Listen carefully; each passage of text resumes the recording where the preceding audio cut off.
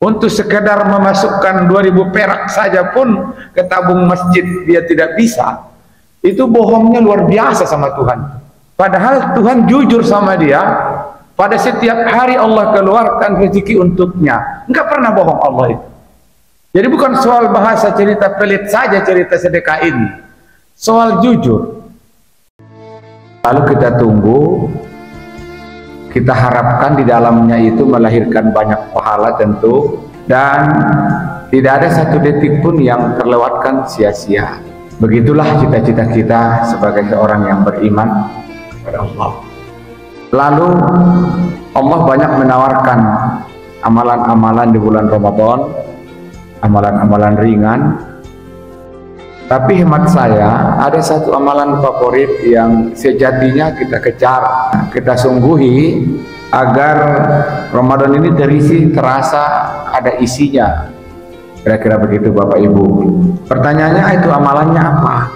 Kita buka satu hadis Nabi yang diriwayatkan oleh Ibnu Mas'ud, perawinya Imam Tabrani, katanya begini, ayu amalin ahsan. Apa amalan yang baik, yang favorit? Kalau cerita ahsan itu dalam bahasa Arab favorit lah, itu paling baik gitu. Kalau ada nama orang si Hasan, cita-citanya baik gitu. Yang kira-kira favorit itu apa? Rasulullah menjawab, as-sadaqah, sedekah.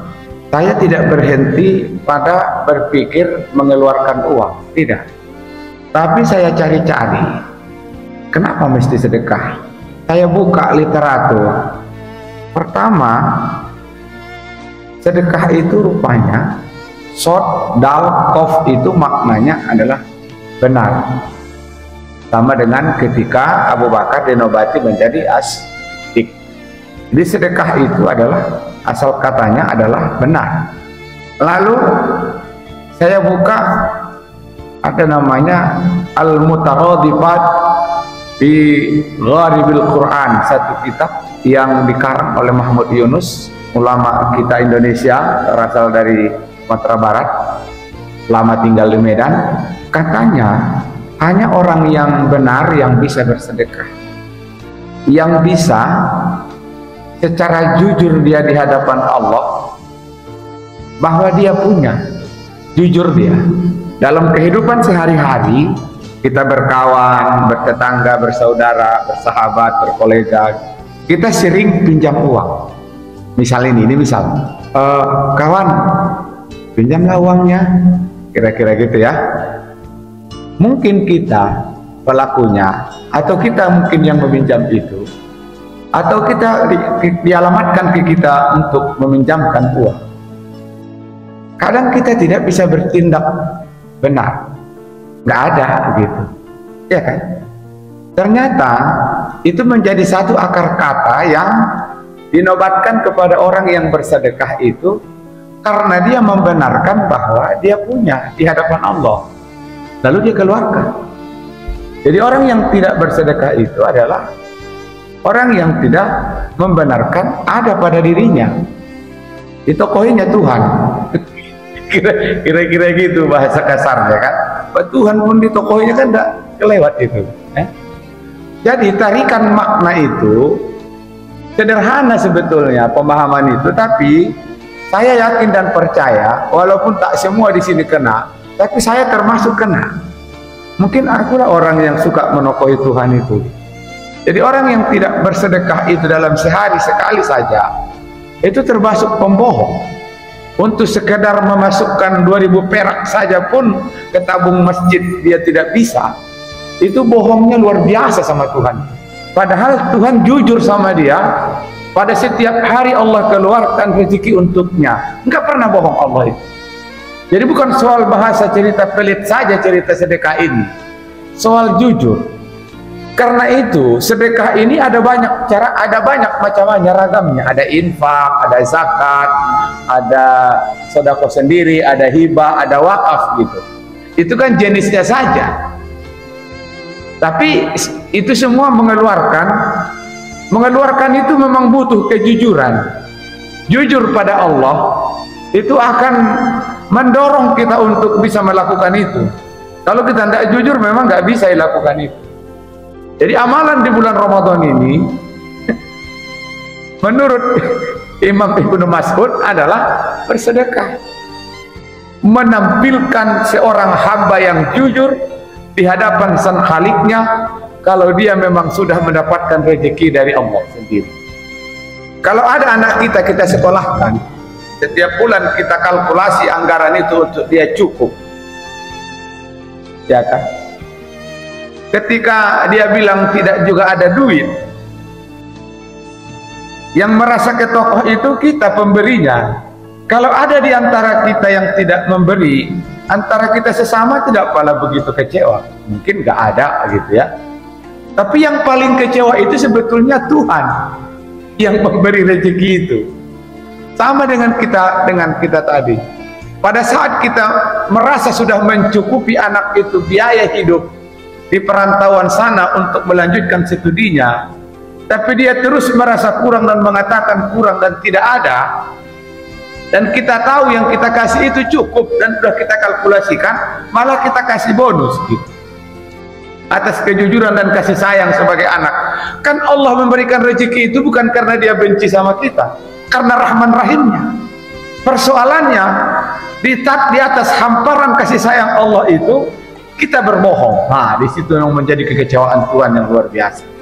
Kalau ada yang merasa jadi bapak-bapak, oh Ustadz, ternyata Allah memberikan 4 fasilitas.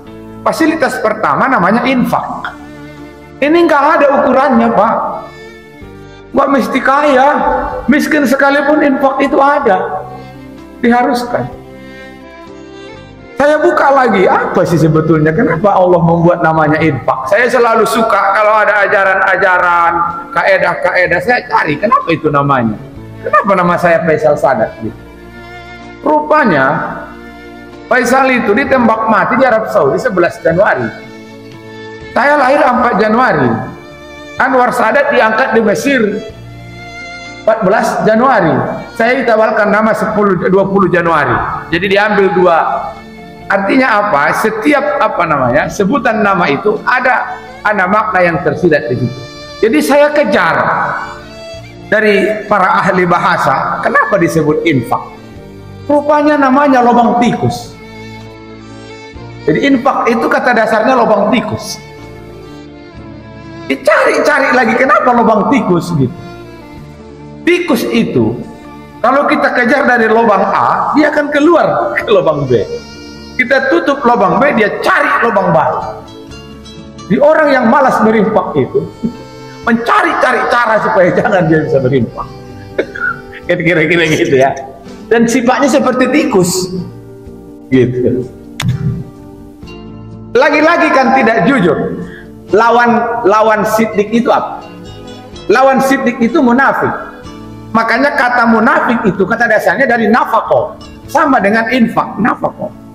Jadi orang yang berinfak itu menghindarkan dirinya, memproklamirkan dirinya di hadapan Tuhan, aku tidak munafik samamu ya Allah, ini kuinfakkan. Kira-kira. Jadi kejaran-kejaran kata dari kata munafik dan kata infak itu sama kejarannya dari lubang tikus. Maka para koruptor itu disebut tikus-tikus jahat. Kita pun korupsi sama Allah sering. Korupsi kita itu tadi tidak mengakui apa yang Allah hamparkan ke kita. Dan infak itu tidak membutuhkan banyak kayanya, tidak. Nggak ada nisabnya infak, nggak ada. Harus 85,7 gram, nggak ada. Harus setahun dikumpul macam zakat, nggak ada. Yang Allah katakan harus. Di kitab lain, Said Qutb misalnya, atau di kamus Munjid, nafaqah itu maknanya keluar. Sama itu dari lubang tikus itu lubang keluar. Hanya cara para ulama itu untuk menerjemahkan supaya kena dia maknanya. Yang kedua, makna infak itu adalah keluar. Jangan tidak kau keluarkan yang dia harus keluar. Sumpek itu. Nah, sudah nggak muat, nggak dikeluarkan, dia meledak itu. Dia akan mencari jalan supaya dia keluar, karena dia namanya infak, dia harus dikeluarkan. Oleh sebab itu Quraisy Shihab bilang, itu yang harus dikeluarkan itu adalah kotoran. Jangan kau simpan kotoran itu. Kira-kira begini, Berianda Nauli, ada niat gitu ya kan, nanti hari raya nanti aku pergi sama tulang itu dulu berinfak gitu ya kan. Niat itu, itulah dia kotoran itu. Jadi dibimbing Tuhan rasa dan niat itu untuk mengeluarkan sebahagian dari rezeki, bukan zakat, bukan hibah, bukan wakaf. Niat itulah kotoran itu. Jangan lagi niat yang ada itu kemudian disimpan lagi oleh karena banyak alasan dan banyak masalah. Sesuatu yang harus dikeluarkan itu keluarkan. Sama pengertiannya itu kira-kira begini. Di samping rumah kita itu entah kayak mana ditaruh Tuhan orang susah. Itulah cara Tuhan menjadikan magnet untuk menarik yang harus dikeluarkan itu. Tapi kita kadang tidak jujur lagi, tidak sitik lagi. Seolah-olah ya itu kan nasib kau yang miskin, apa mau aku bilang kira-kira. Padahal cara Tuhan saja mengingatkan kita yang sedang ada ini, yang sedang ada, yang belum tentu selamanya ada. Pada saat ada kita di situ ada orang susah. Cara Tuhan saja menarik infak itu dari kita. Pada saat kita tidak jujur di situ, itulah yang bermasalah dengan Allah. Disebut munafik.